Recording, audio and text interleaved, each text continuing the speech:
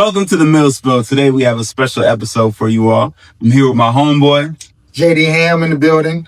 It's always great to have JD in a place. Me and him go way back, like 4 flats on a Cadillac, all right? He just showed all of our age. I'm like a Tesla. Show enough. I'm like a Tesla. Show enough. God, You like a Tesla? You're like a Tesla. You know how old that person is? It's 4 flats to the Cadillac. Oh, man. Come on now. Outkast was young. Some of these people don't know who Outkast is. It's a book. We don't know who they are.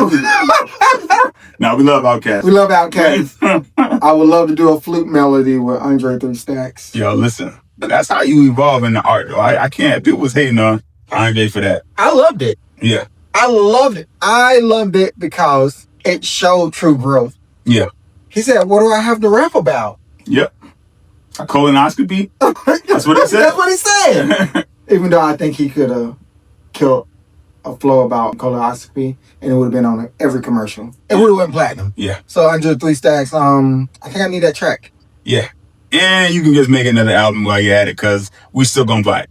We're still gonna buy it. At least you understand to grow with your audience. Yes. That's what we're gonna talk about today, growth.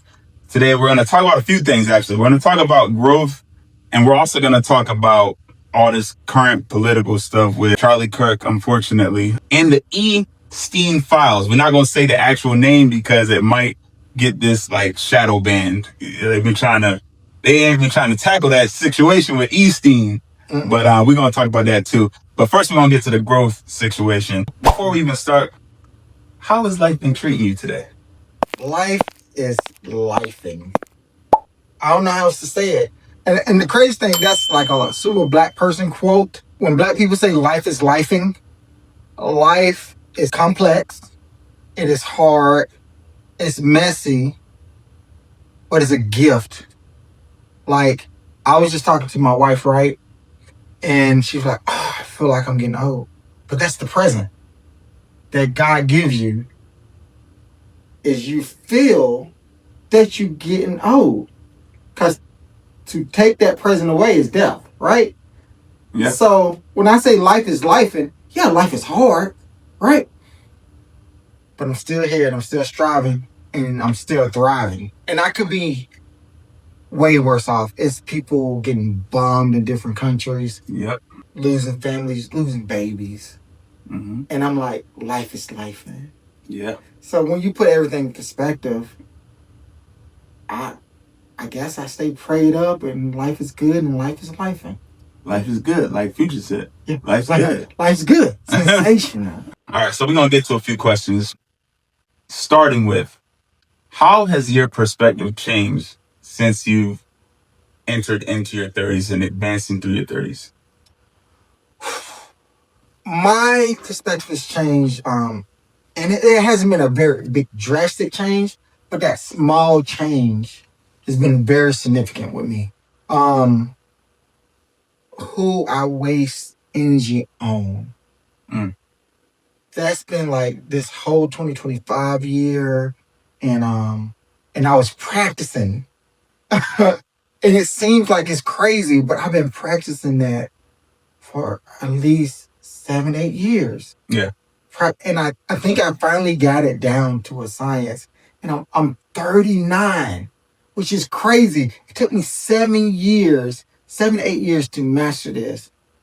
Who I put energy into and who gets my vibration. I think our vibration is really similar.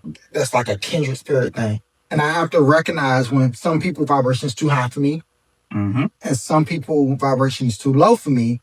And if you hang around people with not the same key and not the same vibration, it'll throw your vibration off. Yeah. Right? And you're not gonna be in tune. That's it. Who I put energy into, making sure I'm in the room with people that match my vibration. Yeah. Because everybody ain't for you. And some people are overly for you. Right? I remember being younger, right? Yeah. And I was talking to this girl. She was great. This girl was great.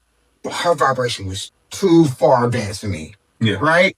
And I was like, maybe if I was older right? She already bought her own house. She was driving a Mercedes and stuff like that. And she was so goal oriented.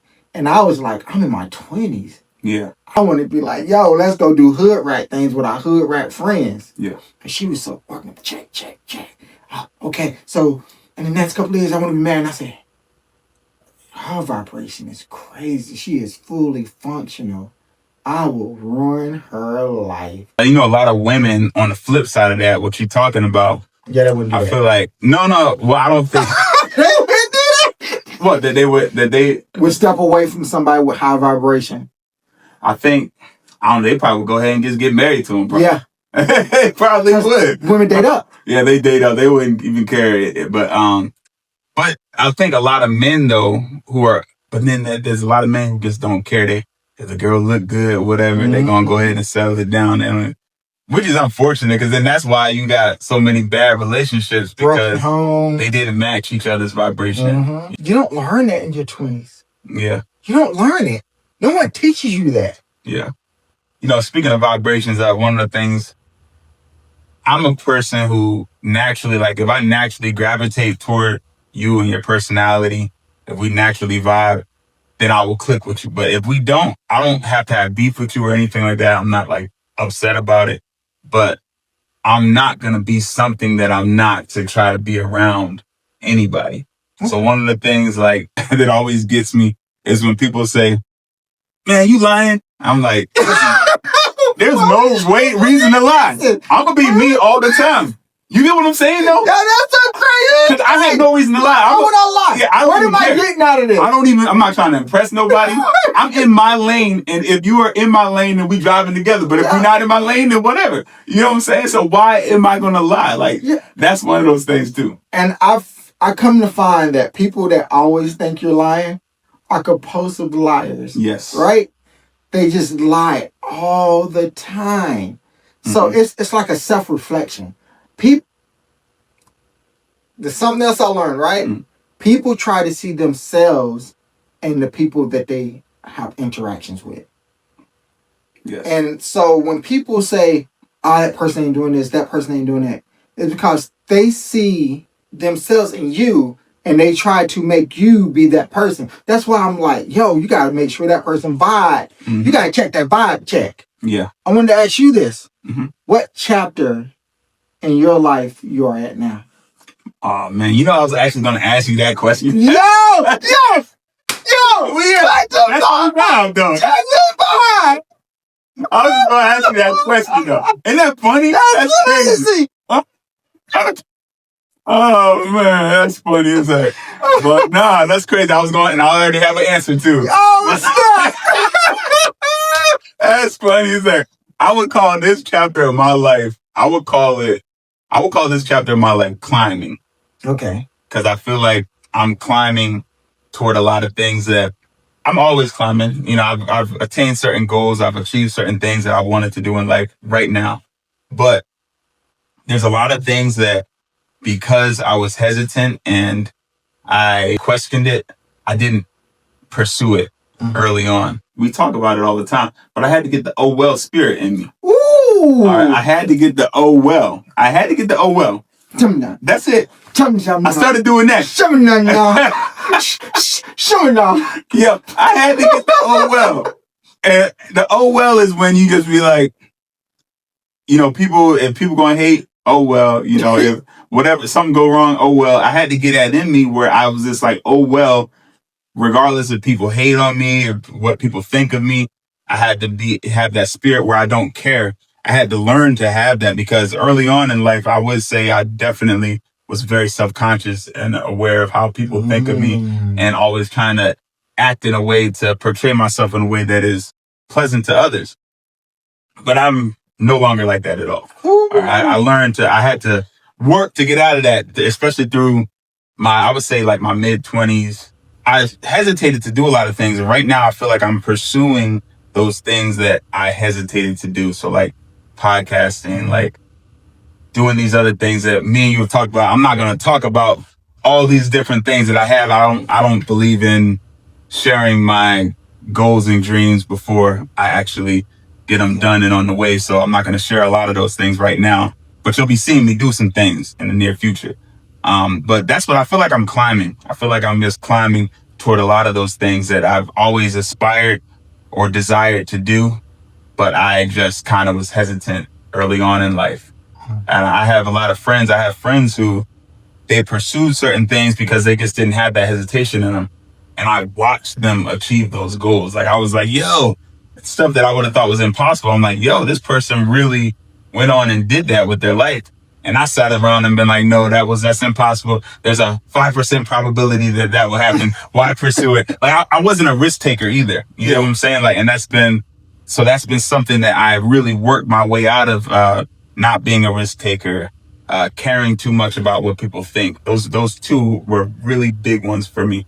So I feel like I'm climbing now toward a lot of those things that I've wanted to do. You had said something I wanted to touch on. Trying to remember it verbatimly, but you was like, I got tired of worrying about what people think of me. Mm-hmm. And I was like, yo, that's deep right there. Yeah, that's deep because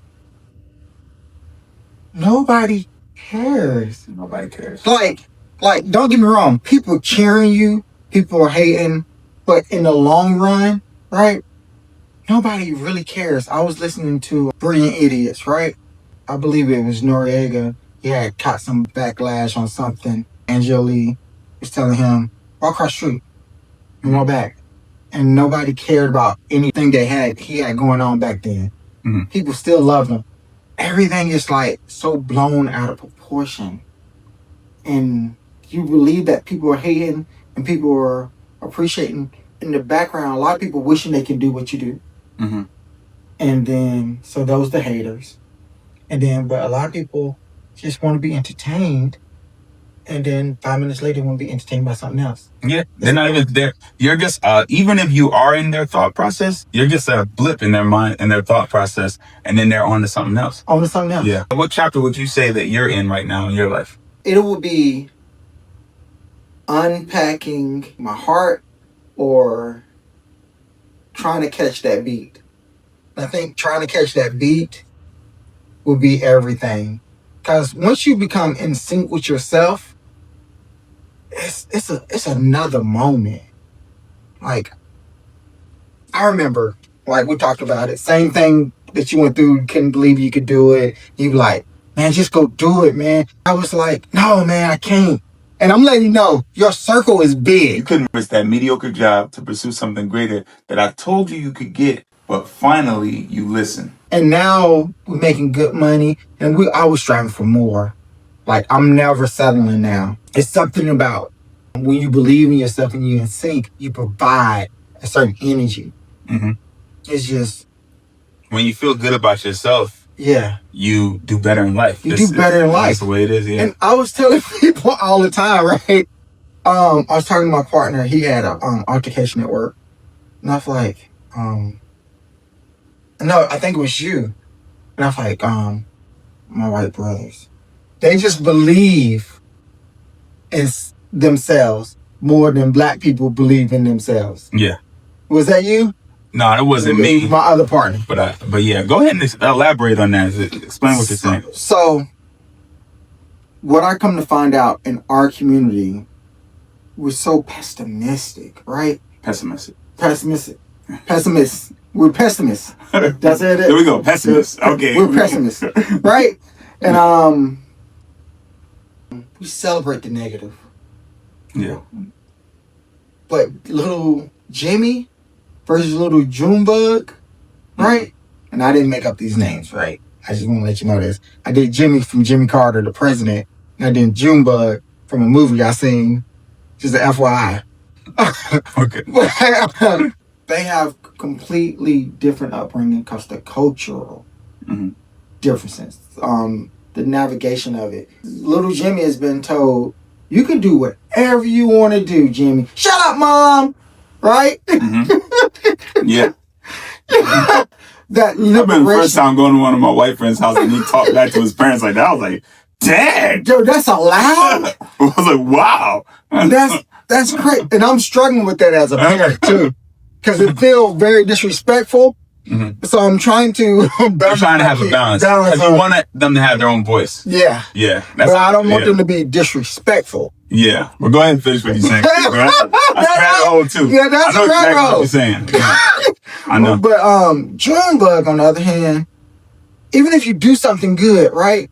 Like, say you win a spelling bee, and you go back to the hood, right? They're like, oh, that nigga won a spelling bee? Oh, spelling ass nigga. Yeah. Yo, wow. Yeah. Why you gotta be as soon as you started to advance, like that's an example from school. But then like even somebody move out the neighborhood or somebody gets a really good job, they get a promotion, all of a sudden, oh, who you think he is? Yeah. It's like, it's real negative. Or, oh yeah, nah, well, they not really in tune with the culture anymore. Just because they got money, now they're not in tune with the culture. How come people who have money now got to be out of tune with the culture just because they got money? Why is that the culture? The culture should be do better. Yeah. That gets to a conversation I had with you a while back where we were talking about, I believe that Black people, we had the civil rights movement, which had a lot of importance. It had an impact. It's significant.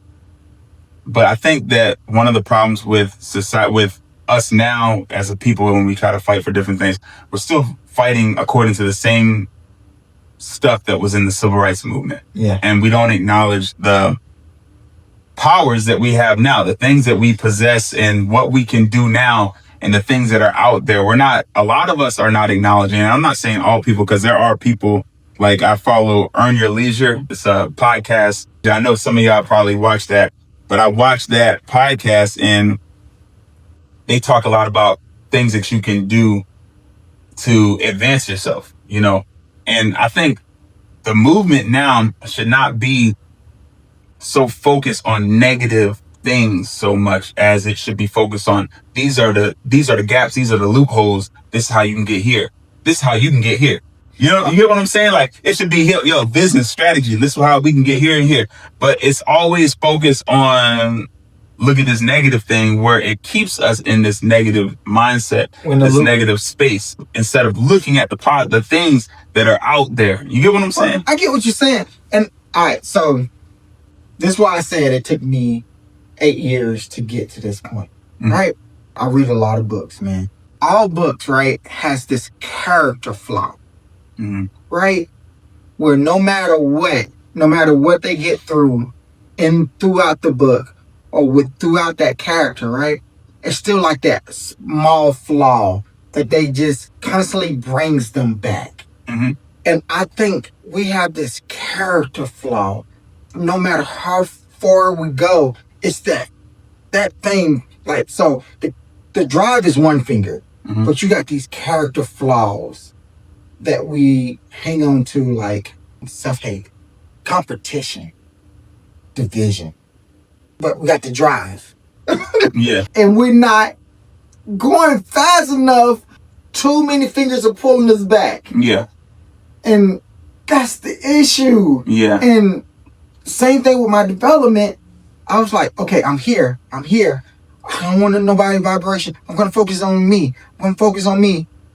But I had character flaws.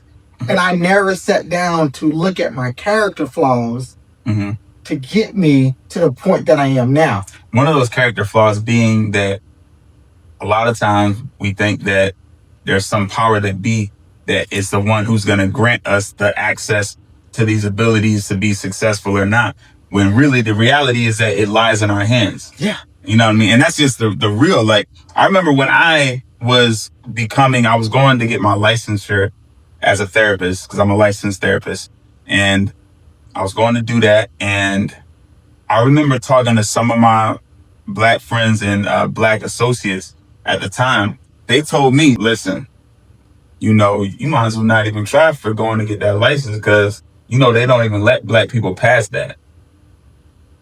I was like, dang, you know what I mean? Like, so they had they already written a whole narrative for the whole testing that it was white bias. Now, if I was a person who was impressionable and just kind of like went with what people tell me, I might not have even pursued getting that license. But because I believe that what God has for me It's for you. is for me, and nobody can take it. All right, God gives and God takes away. That's how I feel. So when people tell me like the man has me that can have me down or anything like that, I really don't believe it. You know what I mean? I'm you know, you can have whatever belief you have out there. I have a biblical belief. All right, I'm a Christian.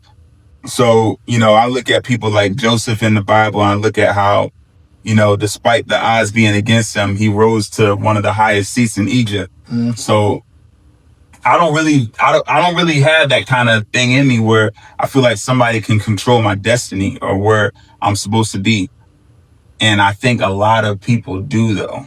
And I don't think I know, because I've had friends and I've had associates and coworkers and people who that's what holds them back. It's just this lack of self-esteem, this lack of belief that you can actually make it. I think that's just a major character flaw that if we can just get past that, stop caring about what a certain demographic, what they think or what they do, if they can hold you back, because they can't.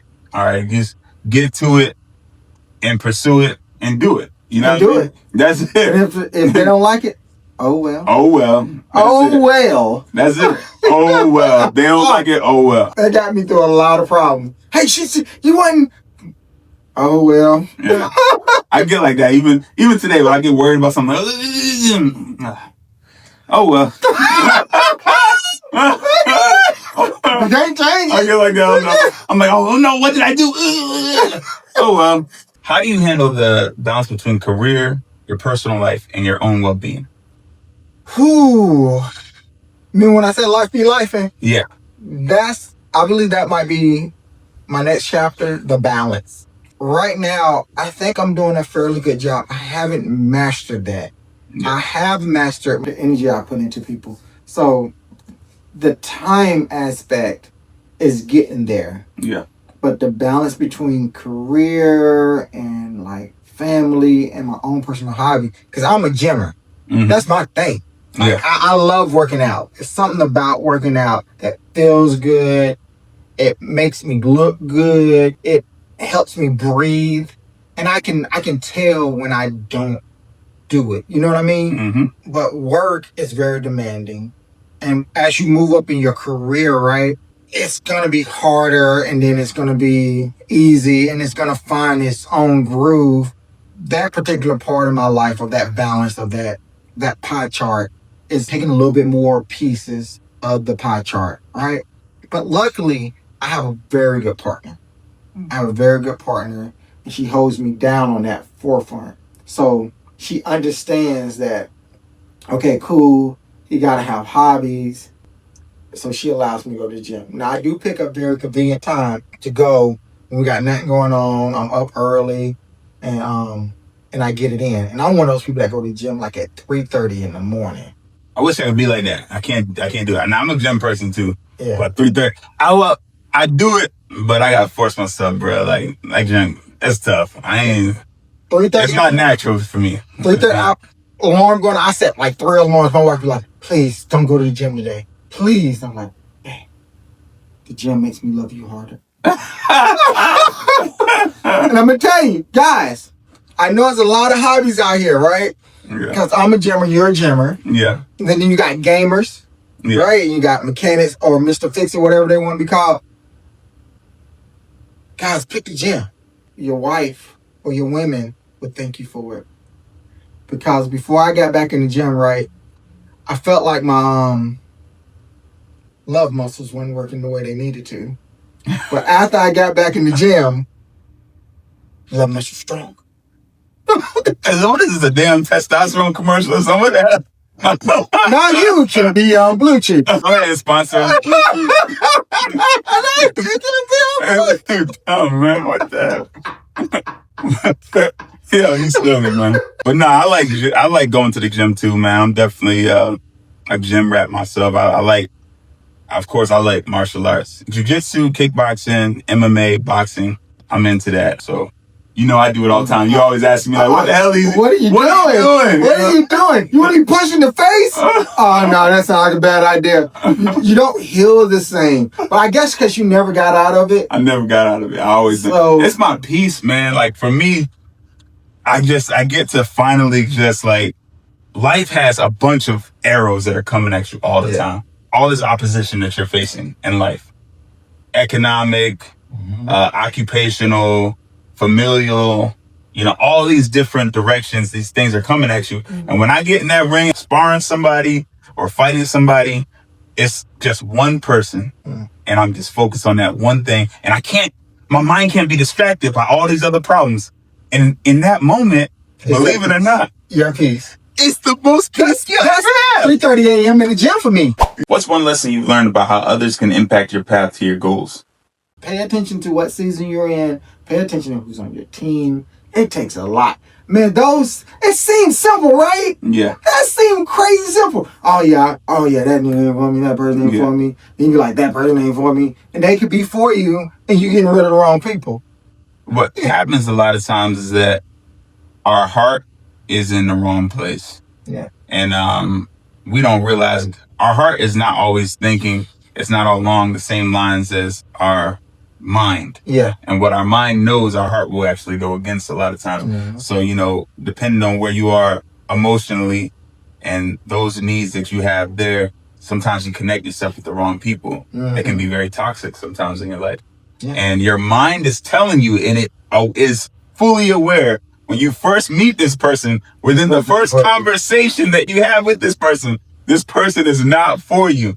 But you sit there and you continue to entertain the situation, the relationship, and you reap the consequences of that because you followed those emotional feelings that were against your sense of logic.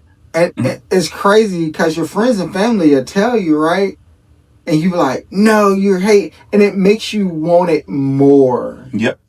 Especially when you're young. You like this. Especially when you're young. Especially when you're young. When you're late teens, early 20s. God. You know what I mean? I can't even hate on a lot of women. And God bless my single moms out there.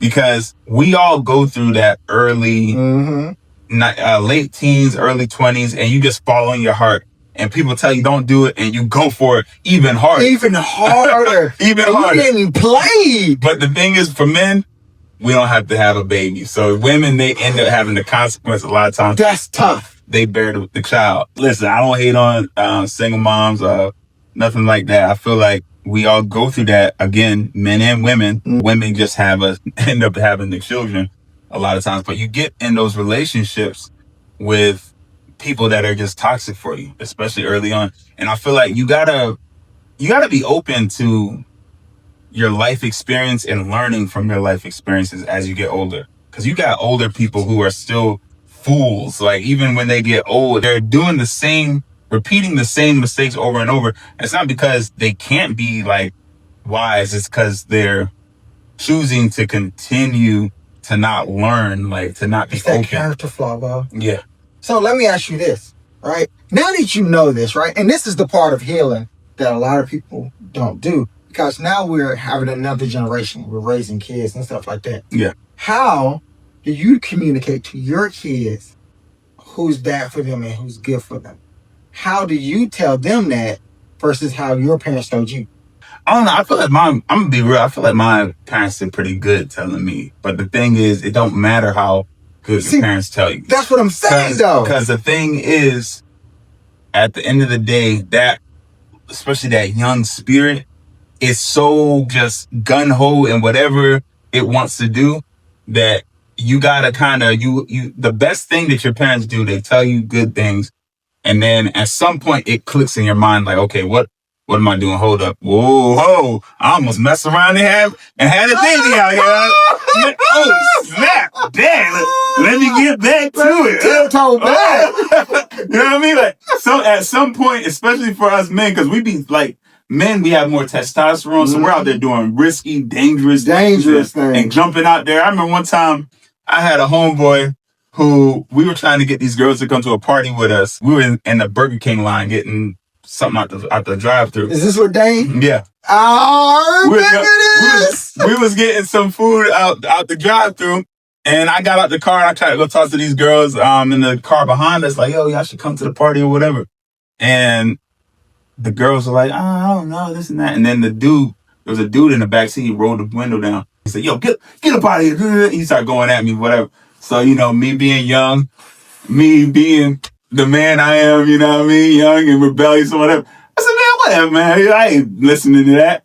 And next thing you know, he pulls a gun out. You pulled it out. I said, I guess here. You got it. You won this. You won. And I walked back to the car with my homeboys that was in the car, and that's when Dane was like, yo, let's go back, man. Let's go get him. I'm like, yo, Dane was reckless. He didn't care. He did not care. Something in me, thank God, that little bit of sense was like, no, we should not go back there. One of us might, or maybe both of us might not have been alive today. But yeah, man, you know what I mean? It's that young spirit. You do crazy things and you just go about life in a certain way. And I feel like that your parents' voices are guiding. It does give you some guidance through that, but then there's going to be some rebellion still that goes on through that. And that it's not until like your mid-20s that something just clicks in you. I mean, even psychologists tell us that, neuropsychologists tell us that the brain is still developing to your mid-20s. So that clicks, that frontal lobe isn't fully developed. And so it has to finally click with you like, okay, whoa, hold on. What did my parents tell me back then? I'm going to tell you something that I'm trying. I'm trying to allow my kids to mess up now. Like, I'll mention things, but until I allow them to mess up now, and then I come back, I hug them, they crying and stuff like that, and I said, Daddy loves you. Do you remember when Daddy told you not to jump from that? Mm-hmm. You hurt yourself, right? When Daddy tell you something, Daddy loves you. He don't want you to get hurt. Mm-hmm. But what Daddy won't do is stress over you hurting yourself if Daddy know he can help you on the back end.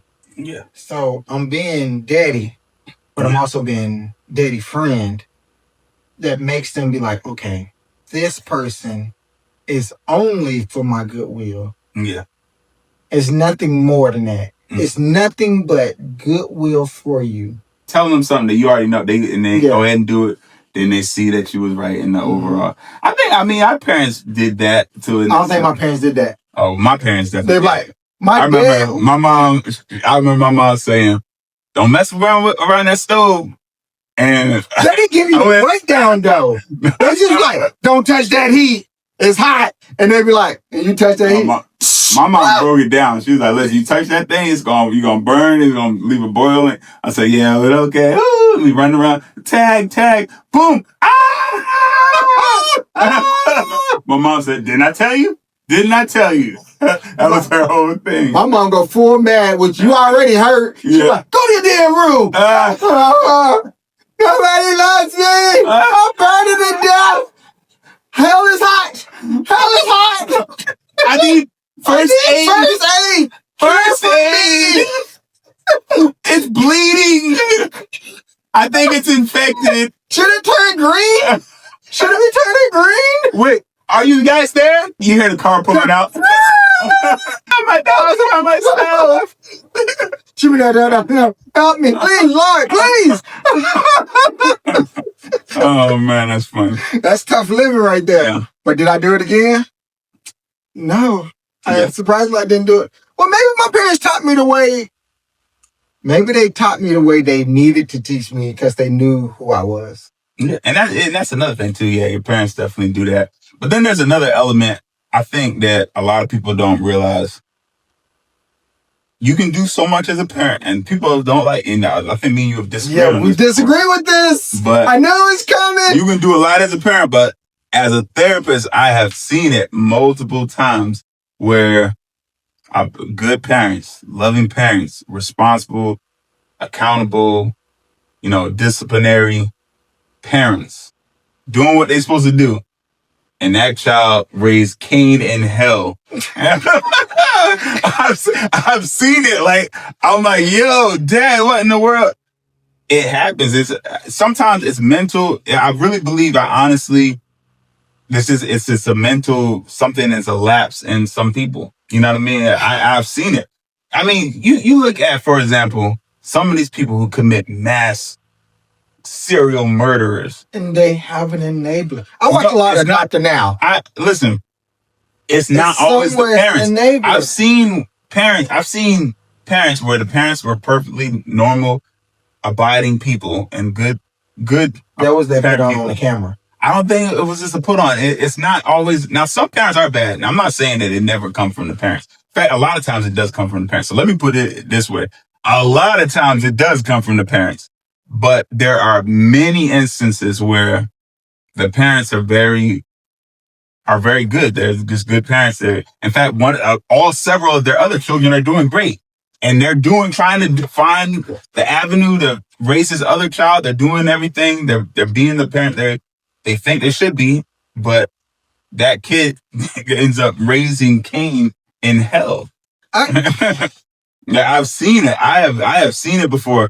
I knew, man. I got so many stories, bro. Like I've seen it, and I'm like, I do believe it's one-offs, but I believe the majority is somewhere down that line that parent has enabled it, and that's why I say a lot of time parents should go to jail for mass shooting in schools.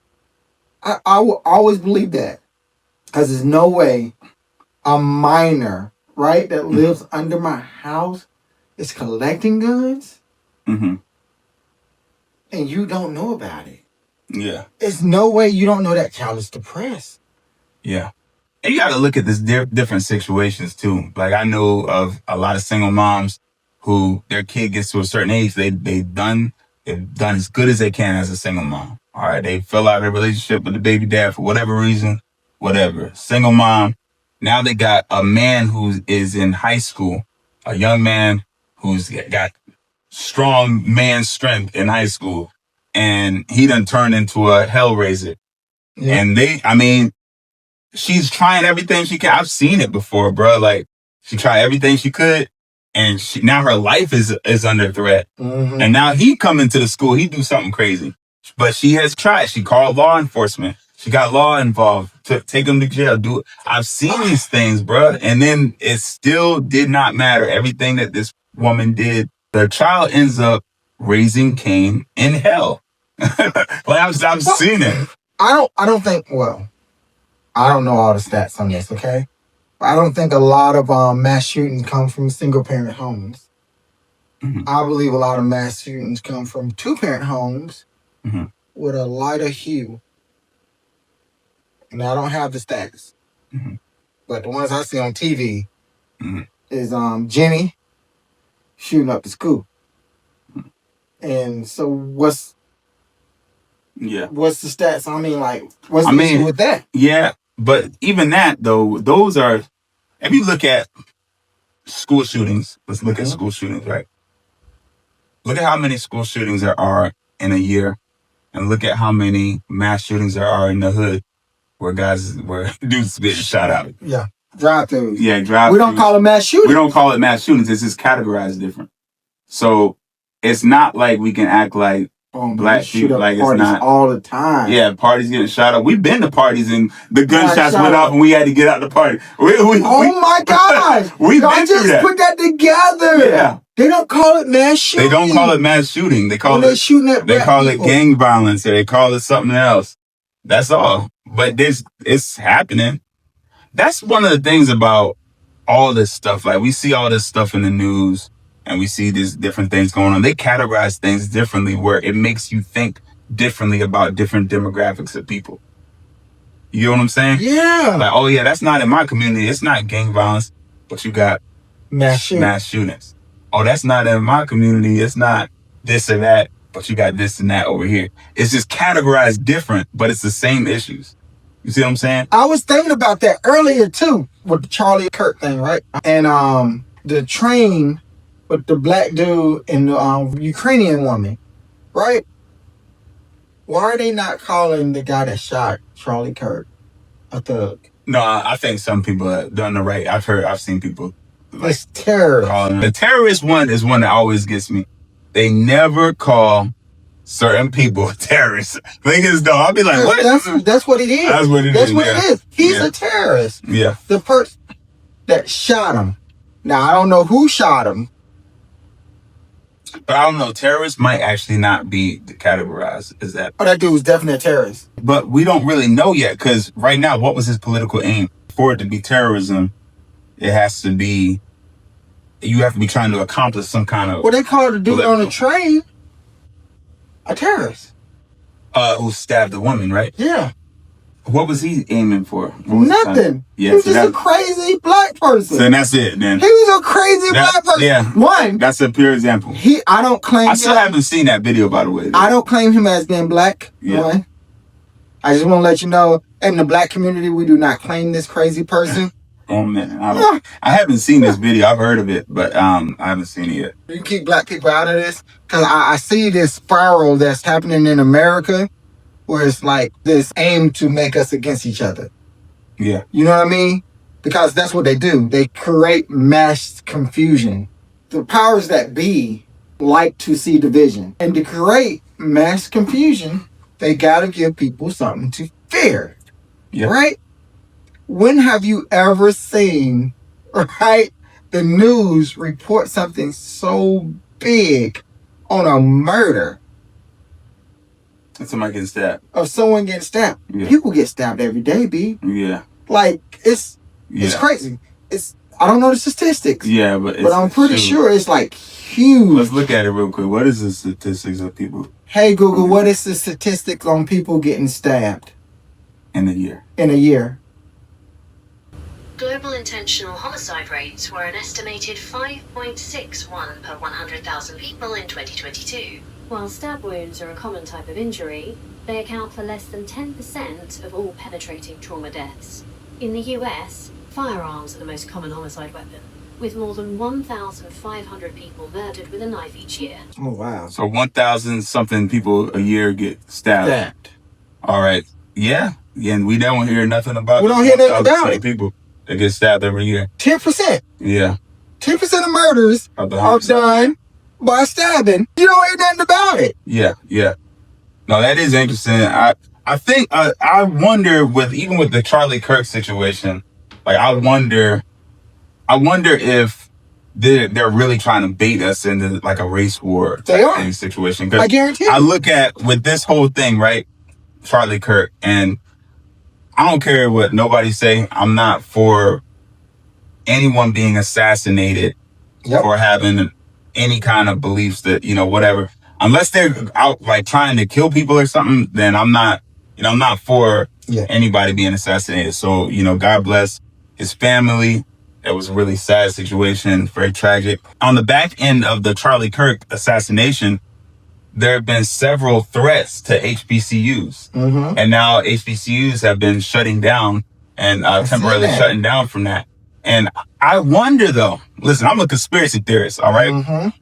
I wonder if it was civilians making these threats or if it was some kind of political entities that have been calling and making these threats to get these things shut down, so that now you got black people who aren't even involved in this shooting of Charlie Kirk now feeling like they're being opposed now. Now we got to go against the white people. And then you got white people out at a rally. They were saying, white men fight. White men fight. This is a rally that was going on. Jesus. Yeah. So it's like, okay, they feel like they are now being fought against by, black people, and black people feel like, okay, we're being threatened by white people. Next thing you know, there's this like civil war situation going on. Absolutely. And I wonder if this is being manufactured. Like, It's being manufactured. Yeah. It's 100. Listen, my white and black brothers, this is 100% manufactured. Y'all got to get it out of our head that we are the threat. White people got to get out of their heads. That we are the threat. Okay. We're not the threat. Yeah. Y'all are being played. But black people are being played too. Everybody's being played. Yeah. Everybody's being We played. can't go down this rabbit hole. Yeah. I honestly don't even think Charlie Kirk, I don't think the shooter is the guy that they brought up. Have you seen any of this controversial stuff? I have. And with that rifle, right, and me being a veteran, it's no way that he took that rifle apart, that muzzle apart, in that time period. Yeah. It's physically the video, possible. in the video, he jumps off with just a backpack. He doesn't even have the rifle in his hand. Yeah. So it's not in his hand, so it's in his backpack. And he broke that down. You're saying it's impossible for him to break it down. Then he went, and when it was in the woods, it was assembled. It was together. So how? Yeah. How? My battles my Marine people, my Army people, it's impossible to put that type of gun, take that type of gun apart because you're not getting it in your backpack. You have to have the longest backpack ever, right? You have to. He didn't have a rifle backpack. And then they got to the woods and it's back together. Yeah. Come on, man. And then it just coincidentally has anti-fascist and some kind of transgender is written on the bullet. So that plays into the political narrative that people who are polarized in our country, they're going to play into that. They're going to believe, oh, see, the left did this and the right did this. It plays into that whole narrative. I don't even think it had to do with those narratives that we assume all the time. I think this is a lot bigger. It's a lot bigger. Yeah, I think it's a lot bigger. It's power. Yeah. It's power. Some people's hearts are wicked.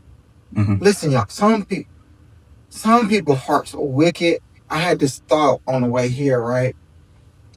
And I was like, some people's hearts are wicked, and you have to think everything you have to do to be in power. Like, you have to be a master at manipulation. You have to be a master at using people and then getting rid of people at the highest and having level. No feeling about it. And not having no feeling. And their heart is wicked. Yeah. Everybody has a wrong and right switch, right? Yeah. And but you also have I need to win switch. Yeah. Right? And the two are polar opposites. I want to win all the time by any means necessary. And that's political leaders. I think what you're saying is that these political leaders have that win-win-win in them. Yeah. But that stuff that goes against the win-win, you know, like caring about people's feelings and people are hurt, that you gotta erase that because it's so much in contrast with that win-win mentality that these leaders literally feel like, I mean, they have been consumed with the win. And they rationalize it. Yeah. They're like, well, that person's going to lose anyway. Yeah. Well, I did this for the better. Everything breaks down to statistics. Yeah. Well, it's not a human soul. It's a number. It's a sacrifice. Yeah. It's a sacrifice that they're willing to take. Yep, that's it.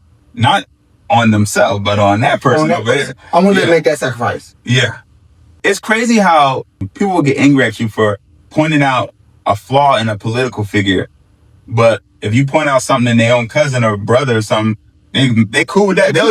You can hate on their brother, they'd be cool. But you say something about that political leader that they choose, it's all hell. Because you got to remember, people see a piece of themselves in the people they interact with.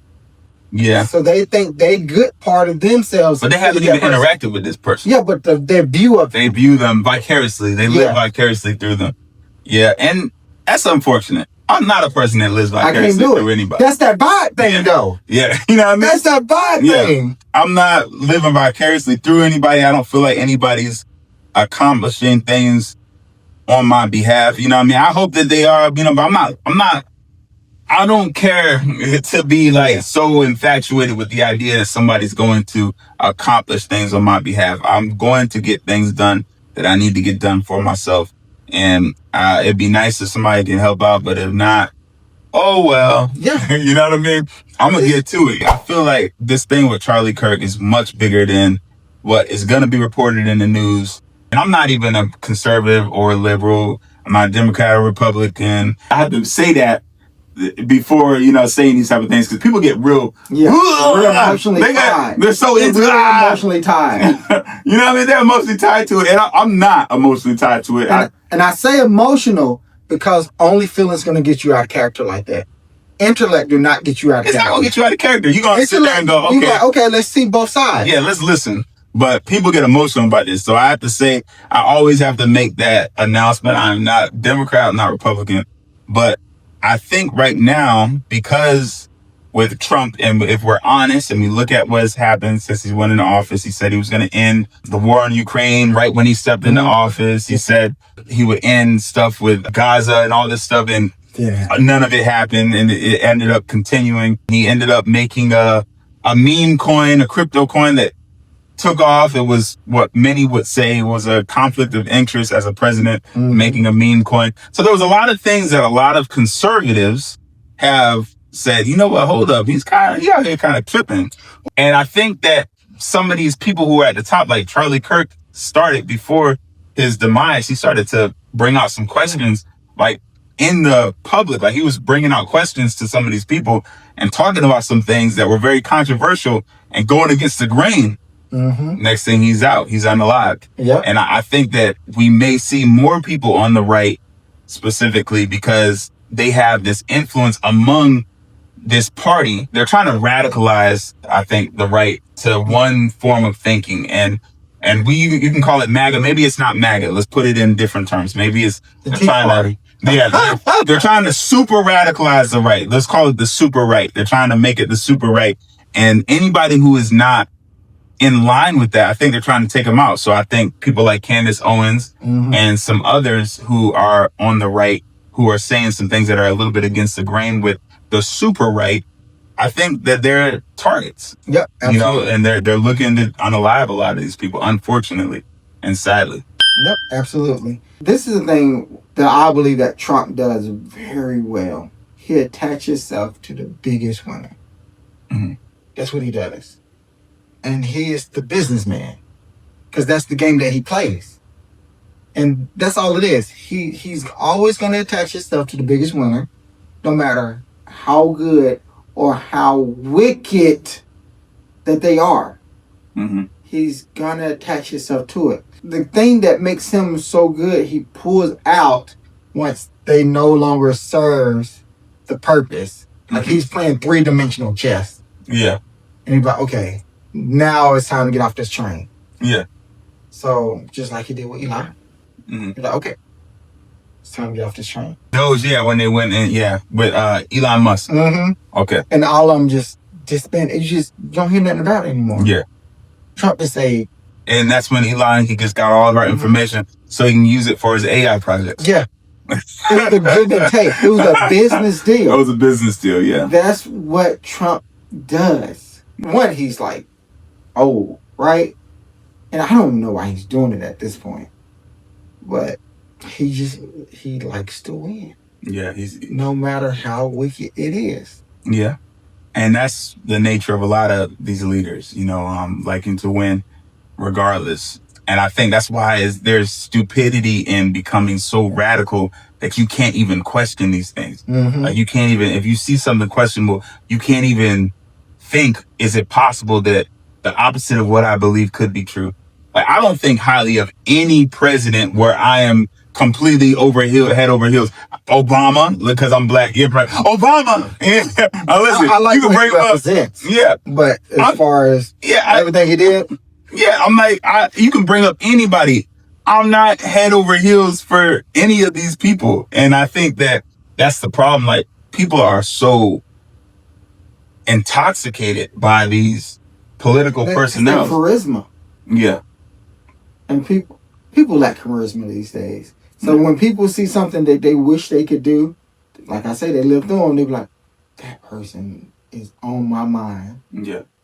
And then that's it. You can't say no wrong about them. And they say the things that they want to hear, that they're going to make the changes that they want to hear in society. And they play on those beliefs and those biases and different things that we all have. It's just the way it is, man. It's the political game. But I definitely think that all is what is going on with Charlie Kirk. I think that it's much bigger than what's being let off. And I think everyone who's being driven into a race war is dumb. Why is Charlie Kirk that thing being driven into a race war? And it wasn't even a black dude that shot him, but it doesn't matter. They've made so much of a opposition between black and white that now, even though it has nothing to do with a black person shooting Charlie Kirk, it gotta be black people. It's the black people causing this. Even though it has nothing to do. They've created this narrative and this thing in the media that brings fear to the white community. You know what I mean? They've put so much of that has been indoctrinated into the psyche, even though it has nothing to do with black people. Black people involved with this. It don't got nothing to do with us. Switching gears real quick. Okay. The Epstein. Oh, not Mr. Epstein. What do you think? Hold on, I'm going to ask you. We still talking about That guy. I feel like Charlie Kirk, to be honest, hold on, I'm going to say something else too. I think Charlie Kirk, and this conspiracy side of me too. There's a possibility that this was a double whammy for whoever it was that was taking out Charlie Kirk, because on one end, Charlie Kirk was saying some things that went against the grain with the super right. Mm-hmm. And on another end, it's also a distraction from people talking about Epstein. The Epstein conversation, everything, they've been trying to put a lot of stuff in the news. Like Trump was like, Obama, look at what he did. He violated with Russia before. Be like, come on, release the files. They keep bringing out stuff. It's not going anywhere. It's not going. Now, Charlie Kirk, boom. That's a really big one, because that's a life that was unalived. Nope. So people are starting to forget about Epstein. We can feel the Epstein. This is my question for you. The recent release of Epstein-related files has reignited public discussion. While much of the information was either redacted or previously reported, some notable developments have raised eyebrows, including Ghislaine Maxwell, Epstein's former girlfriend, being mysteriously transferred to a more comfortable, low-security prison just as the press was preparing to question her.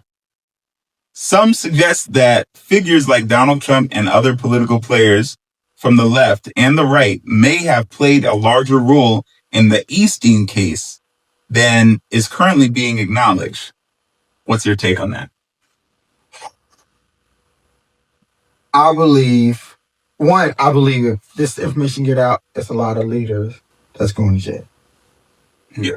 It's a lot of well, they may not go to jail. They're too powerful. Leaders, if you're on that list, right, and you're that powerful, let it come out. I mean, what can we do? What can we do? You're just going to brainwash them with some more Wives of Hollywood and stuff like that, and we forget about it tomorrow. Right now, we just want to know. And the worst thing about Americans, if you make us more curious, we're going to dig hard. We're going to want to know more. You know, they literally could release the files and we know all the names, and then all they'd have to do is distract us with a bunch of this. Put out another Mission Impossible. Mission Impossible. Did you see Tom Cruise? He ran the whole movie. He did his own stunts. How is he doing it? That would be it. That would be it. That's it. What can we do? Be angry, outcry, Lord, stop them. Mm-hmm. They so powerful. What can we do? I think there is things that we could do, and we would start to recognize our power, and we would be more proactive in going against, the powers that be if we saw who was on that list. Society we have an invisible leash on our necks. Yes, everybody does. Sure. And I remember I was watching something on like Discovery Channel years ago, and this guy, he had a pet lion, and he had a chain. He had it on a chain. He would walk it on a chain, and the lion was just walking with him. Like, it wouldn't run away, because since it was born, it always had this chain on its neck. So psychologically, it thought that it could not run away from the master. Like, it thought that the chain was going to do something. The truth is that if that lion wanted to, it would break through the chain. Yeah. But it always thinks this. In society, we've been conditioned to accept certain things, believe certain things, to submit to certain ideas. And them releasing those Epstein files, I think it might break that chain. I think we might be like, oh, wait, hold up. We're getting off the chain now. We're going to get off the chain. I think so. What if they're planning on releasing it, but they got to create this division that we're so busy fighting each other that when they drop it, it won't seem like that. Yeah. That's a possibility too. Because they dropped some information on us before. And we didn't even pay attention. We didn't even pay attention to it. Which one you talking about? I'm talking about, I know one too already. Go ahead. Which one you got? I got the UFOs. Yo, as soon as COVID-19 going on, and guess what, everybody else? The government, we know about UFOs, the aliens. Look at all this video we got. Pentagon released stuff. Then we just COVID-19. We didn't even think about it. That's the one I was going to tell you about. Make sure to like and subscribe.